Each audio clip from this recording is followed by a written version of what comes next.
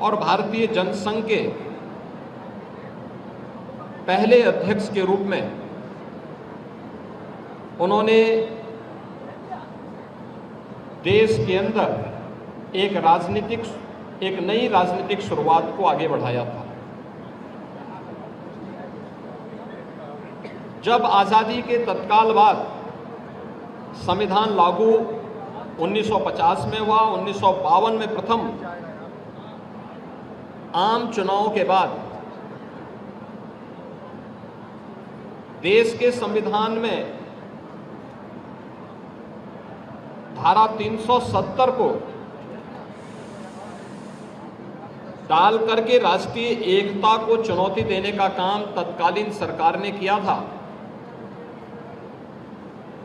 कश्मीर में permit system लागू किया गया और देश की सुरक्षा के साथ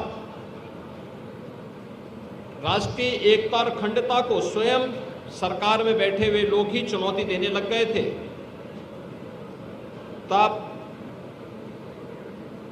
एक देश में एक प्रधान, एक विधान और एक निशान का उद्घोष करते हुए डॉक्टर श्यामा प्रसाद मुखर्जी जी ने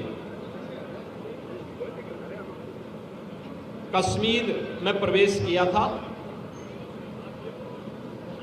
उनको गिरफ्तार कर दिया गया। हिरासत में ही 23 जून 1953 को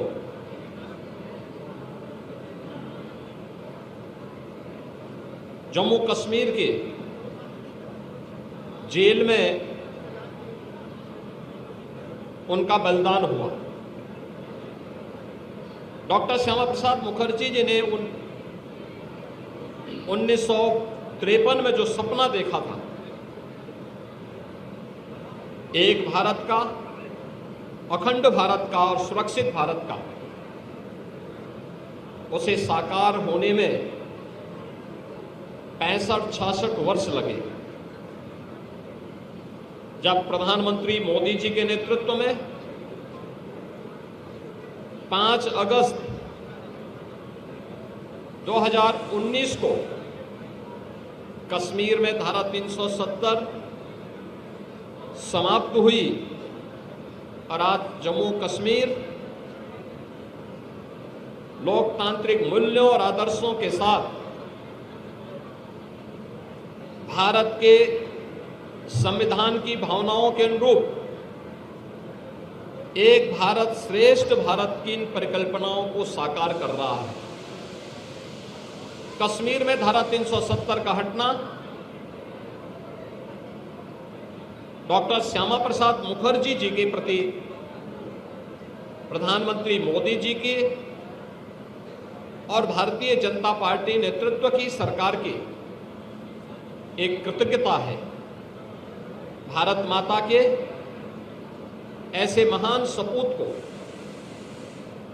जिन्होंने एक प्रखर शिक्षाविद के रूप में, महान स्वतंत्रता संग्राम सेनानी के रूप में, एक विजनरी राजनीतिक नेतृत्व के रूप में देश को अपनी मूल्य सेवाओं से लाभान्वित किया था, उनकी इस पावन पुण्यतिथि के अवसर पर मैं उत्तर प्रदेश सरकार की ओर से, उत्तर प्रदेश की जनता जनार्दन की ओर से उनकी स्मृतियों को नमन करते हुए विनम्र श्रद्धांजलि अर्पित करता हूं।